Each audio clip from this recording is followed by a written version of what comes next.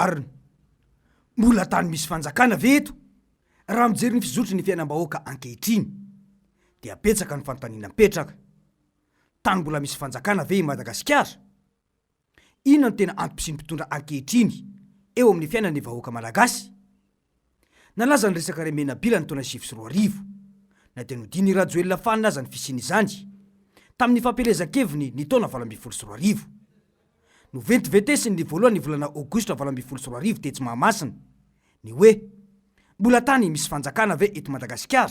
No tany isaina avokoa ny delestage, ny kolikoly, ny fanamparam-pahefana ary ny tsy fandriam-pahalemana. Ity mantsy raha tsy aivina io teny natao ny tetsy Mahamasina io.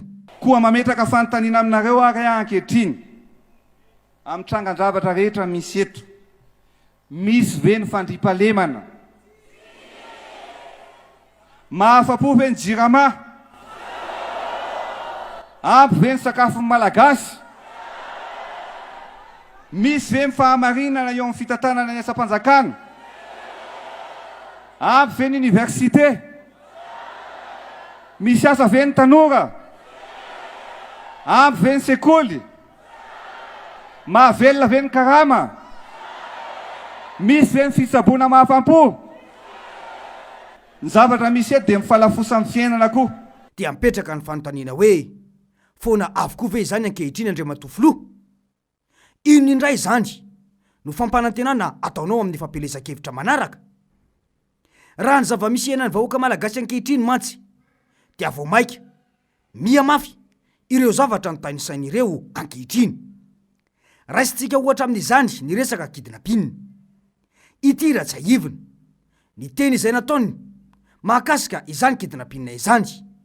Hoy mantsy izy hoe misy eto dia zao ny delestage, ny kidnapping. Sady zany amin'ny andro atoandro be nanarary zao ny kidnapping. Mazava izany.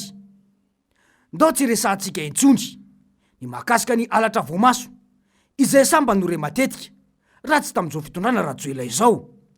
Ny resaka fivarotan-janaka izay nanenjen'izy ireo ny olona pomba azy ihany koa. Fa ndao ho resahantsika ny kidnapping izay noventivetesiny fa tsy mendrika ny vahoaka malagasy io no resahantsika. Rentsika ny volana maro lasa indrindra fa tamin'ny taona 2020 iny ny resaka kidnapping indrindra fa tany amin'ny faritra aloatra iny. Ary tena mampivarahontsana dia voatonotona tamin'ny tiraray ity ny vadina solombavam-bahoaka iray izay manohana fitondrana. Tahaka ny mahazatra moa dia mandeha ny fanadiadiana, efa misokatra ny fanadiadiana, saingy tsy mety mikatona mihitsy na firy volana aty aoriana aza. Miverina indray ny fankanan-keriny na ny kidnapping any amin'ny faritra loatra iny manamorona ny tsara tanàna iny. Ny zoma 4 febroary teo olona 3 mianadahy no nisy nakan-keriny tao Ambohimanarivo, Morarano Krom, distrikana Amparavaravola. Marina tsara fa 8 andro monja taoriny ny fandalovan'ny Rajoelina izay nampanantena vahaolana momba tsy fandriam-pahalemana sy ny fankanan-keriny no nitranga izany tany an-toerana. Sahiran-tsaina ireo vahoaka indrindra fa ny fianakaviana ireo olana ranan-keriny noho ny fitakiana volabe tsy toko tsoforoana. Tokantrano roa mifanila no nakana ankeriny ireo olona 3 mianadahy ireo. Ny vehivavy iray zao dia voaterabao kanefa tratry ny kidnapping ny vadina ary mangataka vola 200 tapitrisa ariary ireo mpaka takalonaina. Misy zaza iray izay tokony inono kanefa ny reny lasa ny jiolahy.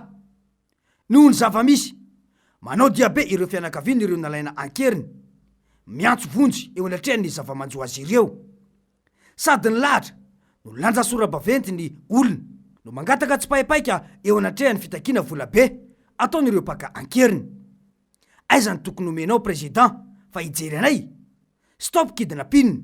Jereo izahay president fa mijaly loatra amin'ny tsy fandriam-pahalemana, hoy ny ampahan'ny sora-baventin'ireo. Dia mipetraka ny fanontaniana hoe foana ve ny kidnapping ry Andriamatofilo ankehitriny a?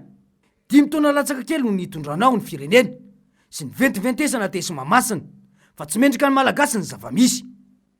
Sa rehefa ianareo no mitondra dia mendrika ny malagasy ny kidnapping? Fa kanan-keriny faharoa tao anatin'ny tapabolana moa ity nitranga tao aloatra ity satria vao ny 7 febroary lasa teo iny ihany koa no nisihana tovolahy kely 9 taona hitafaty teny Tanjombato. Rehefa nalaina ankeriny ary nitakina volabe ny fianakaviana. Nonona te tsy 700 hektara izy io, ka lehilahy namany fianakaviana ihany no voaroiroy onaka ilay zaza sy nametraka azy tamina ramatoa iray. Nitakina izy ireo vola 10 tapitrisa ariary ny fianakaviana ilay zaza, ka tamin'ny finday ny vehivavy mpivarotena sakaizany ity lehilahy ity no nandefasana ilay vola. Olona 3 no efa nosamborona. Ny tena malasasaina ny amin'ity fitondrana rajo ilay ity dia mailaka ery ny mpitandro filaminana rehefa andrava na anakana nietsiky ny mpanohitra tsara rafitra ary mezaka mafy ny tsidirany antoko iray izay everina fa manelingelina tombotsoa politikany, fa tsy misy hita sy taralava rehefa anao intervention amina tsy fandriam-pahalemana tahaka ireny. Efa misokatra foana ny fanadiadiana ny feore ny any ambanivohitra, manjaka ny alatrombo sy ny vakitrano ary ny fanafiana amin'ny tampiadina. Saingy docteur après la mort foana ny mpitandro ny filaminana, na tsy misy solika na tsy ampy élément. Izany no feore dia mipetraka ny fanontaniana hoe izany ve ny antom-pisian'ilay fanjakana. Tanteraky rajoelona ve ny lokaloka ny momba ny fanatsarana ny fiainam-bahoaka, sa natao fotsiny ireny mba akana fahefana. Tsy antanàn-dehibe, tsy ambany vohitra, samy kaikaika avokoa ankehitriny amin'ny resaka tsy fandriam-pahalemana io. Nambara mihitsy aza tamin'izany fotoana izany fa hoe amin'ny andro-tany Benanary zao no hitsangana kidinapinina eto amintsika. Fa ankehitriny ny kidinapinina mitranga io izany, inona amin'io filoam-pirenena ankehitriny io? Tsy finiavana itsikera sy anakina, fa tena mampiteny ny mona ny tsy fandriam-pahalemana manirana nosy. Tsy hoe tsy vahaolana no tsy misy, fa ny fomba fiasa no tao mivoana tanteraka amin'ny tsy tokony ho izy satria tao anatin'ny lalana diso no ampiasana ny fahefana. Taratra izany ny fampiasana ny mpitandro filaminana amin'ny politika mamohitra io, anasoavana fa tsy ampitahorana ny vahoaka ny fahefana raha te handroso. Saingy mody jamba amin'izany ilay mpitondro, any amin'ny tsy vonto no manaintaina. Raha taravina fihetsiketsehana sy fandrangarangana ery amin'ny etsiky ny mpanohitra isaky ny mietsika, tsy tokony ho azo etreretina akory ny fisehana tsy fandriam-pahalemana miseho amin'ny endriny maro. La ny andro manetsika mpanohitra, fa ny vahoaka malagasy mandrendriranantsy andro manalina. Hatramin'ireo lehibe faratampo ny mpitandro ny filaminana, manana andraikitra eo anivon'ny governemanta no miditra mandeha miodiody eny amin'ny toerana iona ny mpanohitra. Ny zomateo, olona andeha ifety sy anentana mpividy ve no amoana sy andrangarangana ery tahaka ireny. Ny zava-miseho any ambany volo eny fa na antanan-dehibe samihafa any tsy misy pahita. Aiza ve ka hatramina borobokotany aza vaky te tsy hanosy zato, ary voalaza fa lasa hatramina lisym-pifitianana. Any amin'ny tapany atsimo, ankoatra ny alatra zaza varira sy voamaso ary ny alatromby, miverina indray ny fanapahan-doha. Hatrany amin'ny faraparan-taona 2024, tany amin'ny volana oktobra tany hoandry, hatramin'ny farany volana febroary 2024 teo iny, manodidina ny 5 ny faty-olona hita tapadoha tany amin'ny faritry Menabe, Iorombe, Atsimo andrefana, eny fa tany amin'ny faritry Vakina Karatraza, Voakasika. Any amin'ny tapany avaratra, mibanaka tanteraka ny sistany. Mbola misy fanjakana ve eto?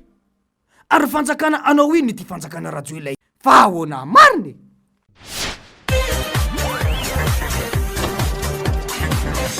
Ahoana mariny?